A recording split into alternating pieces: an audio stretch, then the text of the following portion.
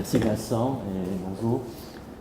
Peut-être que comme Bernard, je commencerai rapidement avec mon parcours personnel. Donc moi j'ai fait mes études en Belgique dans ce qu'on appelait la philologie romane, où on faisait un tas de langues, des littératures, etc. Mais la littérature africaine, bien sûr, n'existait pas dans ce cadre universitaire. Et donc j'étais au départ 19e, j'ai fait ma thèse sur le 19e siècle, et c'est seulement après, avec des changements de fonction, etc., que j'ai vraiment commencé à étudier les littératures africaines, qui m'ont toujours intéressé d'ailleurs.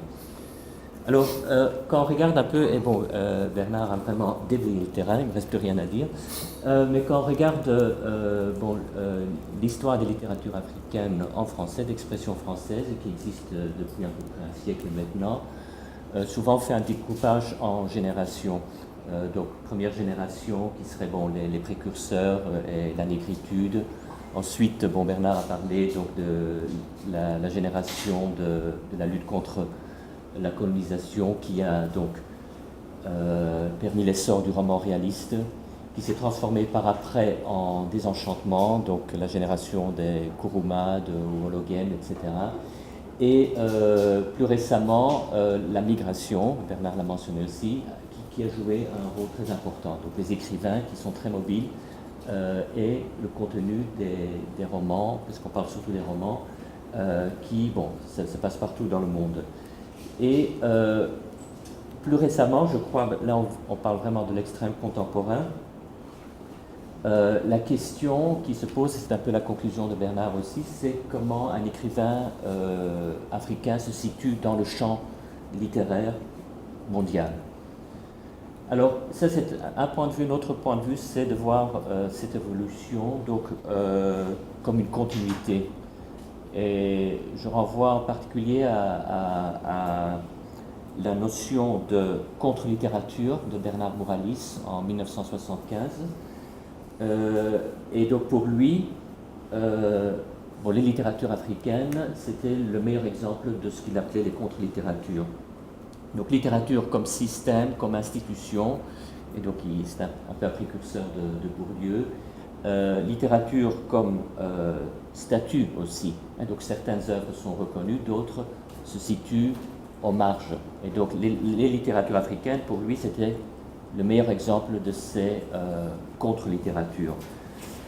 Donc littérature négro-africaine, qui était là donc le terme à l'époque.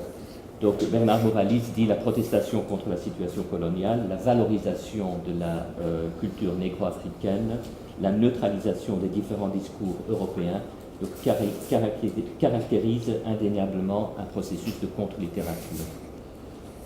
Et beaucoup plus récemment, et là je saute 30 ans de critique littéraire africaine, Dominique Thomas a rédigé Noir d'encre, donc encre, colonialisme, immigration et identité au cœur de la littérature afro-française. Donc vous voyez déjà le changement de terme, donc, qui est une traduction de son livre Black France, et il explore les circonscriptions transnationales issues du colonialisme et de l'immigration, et l'émergence d'une littérature qu'il nomme afro-française.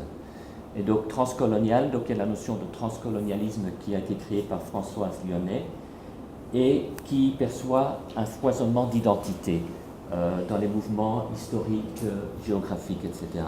Donc tout, et j'en reviens toujours à ce que Bernard a dit, donc tout se trouve tout se caractérise par une forme de métissage. Donc on a une sorte de tissu social et culturel hétérogène. Alors, plus particulièrement, les littératures francophones d'Afrique ont été influencées donc, par des dynamiques socio-culturelles, mais aussi par les développements de la critique littéraire. Et en particulier deux courants. Donc d'une part, tout ce qui est tous les courants postcoloniaux, hein, le postcolonialisme, et plus récemment, je crois aussi l'importance de la notion de littérature mondiale, Weltliteratur. Donc du côté des écrivains, on aperçoit cette mobilité qui a toujours existé. Donc Senghor, par exemple, est venu en France aussi, mais qui ne cesse de croître et de prendre des formes inédites.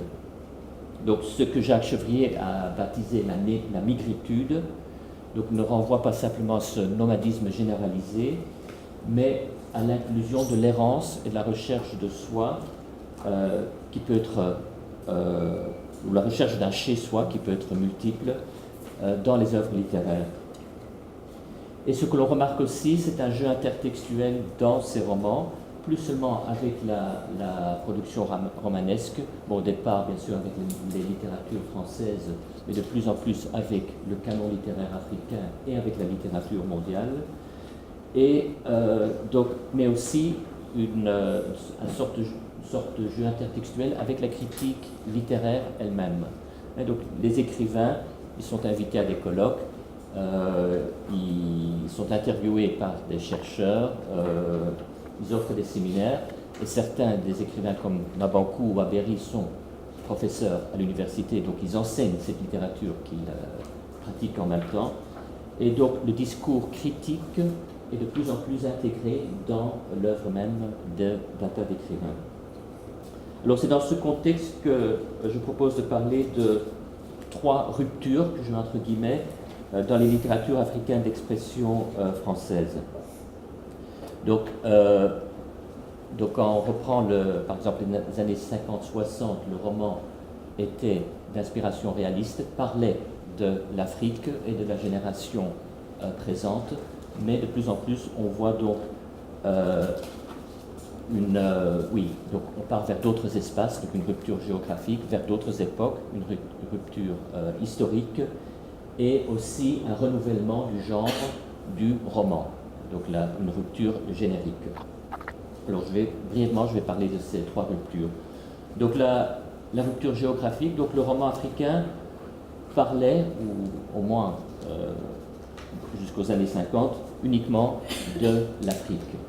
Et les premiers sorties de l'Afrique, et Bernard l'a mentionné aussi, c'était avec l'émigration. Donc, je vais mentionner les boucles de Schreiby, le Docker noir, Un nègre à Paris, donc je ne reviens pas là-dessus. Mais donc, cette migration se trouve dans une situation de conflit, souvent, et qui est peut-être le mieux représentée dans l'aventure ambiguë de Cheikh Amadou Kané, publiée juste après les indépendances. Mais après, l'horizon continue à s'élargir. Donc, ainsi, une résidence d'écrivain ou une invitation, et donc là on peut donner par exemple, on peut donner l'exemple de Monenembo, qui est allé au Brésil ou à La Havane, a permis la rédaction d'un roman qui se déroule dans le lieu où l'écrivain a été invité. Alors dans d'autres romans, le contexte géographique est plus flou, et donc là j'ai aussi l'exemple de Sami Chak. Bon, Les filles de Mexico, bien sûr, ça se déroule en Mexique, mais il a une trilogie aussi sud-américaine. Mais bon, la toponymie, etc., sont tous des noms espagnols, mais ça aurait tout aussi bien pu être une métropole africaine, donc la misère dans les quartiers. Et cette même indétermination existait déjà dans un roman, par exemple, de l'auteur marocain Mohamed Dib, Neige de marbre, en 1990, et le paysage nordique est simplement une toile de fond pour l'histoire d'un jeu. C'est une trilogie. Donc, que ce soit dans sa précision, comme chez Monenembo, ou dans son absence même, on peut dire que l'horizon s'élargit. La rupture historique,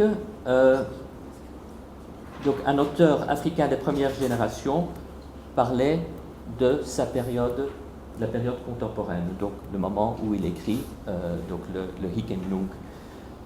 Mais lentement, donc, on voit des récits qui remontent vers leur propre enfance et vers l'enfance de leurs parents, et pas toujours des récits autobiographiques, comme L'Enfant Noir. Et donc, par exemple, Amadou Hampâté Bâ, dans L'étrange destin de Wangrin, retrace de façon romancée la vie d'un ancien interprète et écrivain public, né vers 1880. Cette même année de 1880 est le début du récit Les Cancrelats de Chikaya Utamsi.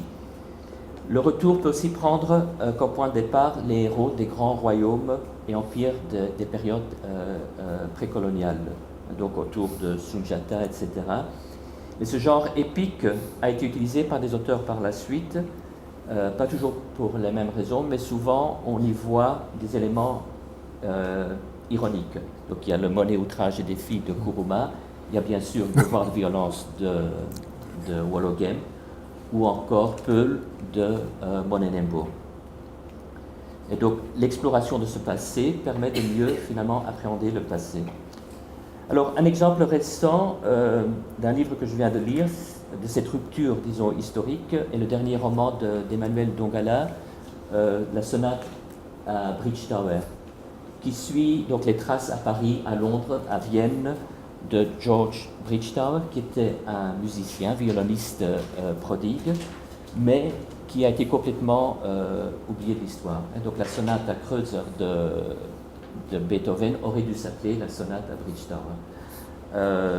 Mais donc ce personnage était le fils d'une Polonaise et d'un résident des Caraïbes, de la Barbade, et donc dérobé de toute notoriété. Et donc pour Dongala, c'est l'occasion finalement de montrer tout son talent. Et donc Dongala, on le connaît aussi, bon, il a aussi écrit sur les enfants soldats, mais donc il est aussi connu pour Jazz et Vin de Palme, un recueil de nouvelles, certaines nouvelles en Afrique, mais d'autres qui se déroulaient aux États-Unis. Et donc ce texte, bon, qu'il faut absolument lire, il y a un intertexte riche, donc avec par exemple la sonate de Beethoven, donc il y a tout ce jeu-là, avec un recueil de poèmes d'une américaine, et donc c'est un exemple finalement typique de cette littérature africaine actuelle. En plus, c'est écrit dans une langue qui imite la langue du XVIIIe siècle, donc oui, c'est un très bon exemple, pas seulement historique, mais aussi géographique, puisque c'est Londres, Vienne, Paris, et générique. Et donc ça, c'est la troisième rupture dont je vais vous parler maintenant. Alors le roman, bien sûr, comme vous savez, c'est un genre qui est historiquement peu codifié, qui a beaucoup évolué depuis le XIXe siècle, mais les premiers romans africains vont plutôt suivre d'assez près les modèles de ceux qu'ils ont lus à l'école, donc le roman réaliste, voire naturaliste du XIXe siècle, donc de Balzac à Zola, Maupassant, etc.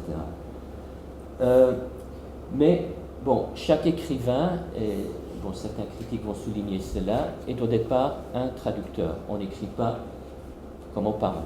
Même si on est un auteur français, on ne va pas écrire comme on parle le français. Donc, chaque auteur va interpréter sa propre langue et en faire un langage littéraire.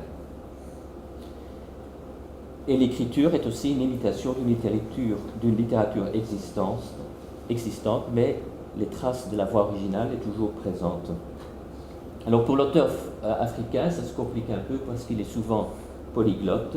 Alors la trace, ce sont le français, qui est souvent la langue de l'école, la langue maternelle ou les langues maternelles.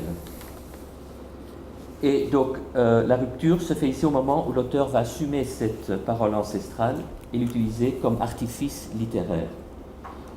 Et donc on a souvent mentionné, quand on parle des soleils des indépendances de Kuruma, le processus de malinquisition. J'ai besoin d'un café là. Bon, en entendant le vote des bêtes sauvages de Kuruma, c'est un très bon exemple aussi, donc où c'est la parole du chasseur, donc durant des veillées. Donc, inspiration des littératures orales africaines. Un autre exemple aussi est de Madagascar. Bon, Madagascar qui est souvent un peu vu comme différent du reste de l'Afrique. Donc, par exemple, chez Jean-Luc Rairaman, dans le roman Za, il va utiliser ce qu'on appelle le kabari à Madagascar, qui est une sorte de joute oratoire. Et donc, au début, on présente ses excuses. Donc, au roman aussi, il va s'excuser d'abord de prendre la parole, et ainsi de suite. Donc, il y a ce côté-là, donc ce retour aux sources. Un autre aspect de cette rupture générique est l'utilisation de genres littéraires occidentaux particuliers. Et en premier lieu, bien sûr, le roman policier, le polar. Et les raisons sont multiples. Bon, le roman africain a toujours été un roman à intrigue, et donc le pas vers le polar n'est pas très grand. Ensuite, bon, le polar est une façon finalement de donc par une enquête, finalement, de ne pas simplement faire une enquête sur un cas spécifique, mais surtout sur une vie urbaine dépravée dans les métropoles africaines. Et donc critiquer par la même occasion donc les autorités. Avec une grande différence parce que le détective dans le roman, par exemple, chez Agatha Christie, il utilise finalement la raison, une façon cartésienne de voir la situation, alors que souvent dans la situation africaine, il faut utiliser la magie et le rapport aux ancêtres et tout cela, qui joue un rôle dans l'élucidation du crime. Bon, je passe sur les écrivains. Il y en a qui se sont spécialisés dans le genre. D'autres écrivains comme, par exemple, Mongo Betty. Ces deux derniers romans ne sont pas des vrais polars, mais le point de départ, c'est le vol de cassettes de musique. Mais donc, on va utiliser ce genre. Alors, je ne sais pas s'il me reste encore 2-3 minutes. 3 minutes. Oui, d'accord. Alors, je voudrais juste donner un petit exemple d'un roman contemporain qui illustre parfaitement ces trois ruptures, me semble. Et il s'agit du Terroriste noir de Tierno Monenembo, paru en 2012. Bon, il s'agit de l'histoire d'un Africain, donc de Adiba, qui était un tirailleur sénégalais, comme on dit, donc qui a participé à la défaite de 1940, et puis qui est devenu le chef du premier maquis dans la zone d'occupation allemande. Il s'est fait arrêter, il a été torturé, il a été exécuté par la suite. Alors, d'un point de vue historique et géographique, donc l'histoire de ceux qu'on nommait donc les tirailleurs sénégalais fait partie d'un patrimoine collectif, et ce n'est donc pas un ailleurs comme Cuba ou l'Amérique du Sud ou le Grand Nord. Mais ce n'est qu'assez récemment que cette période, ou surtout le rôle des Africains dans cette période, est entré dans les productions culturelles, donc les films, la littérature, donc on pense par exemple à Indigène. Mais la particularité de ce roman, c'est que la parole est donnée à une vieille française qui se rappelle, donc 60 ans après les événements, la venue du tirailleur dans son village, et qui va raconter cela aux petits-neveux de ce tirailleur qui sont venus en France pour la Croix d'honneur, qui a donc été remis à titre posthume à Adiba. Et donc, plus que l'histoire d'Adiba, grâce à cette voix, parce que Adiba est longuement absent dans ce roman, il y a des pages et des pages, il n'est pas là, mais donc on va plutôt parler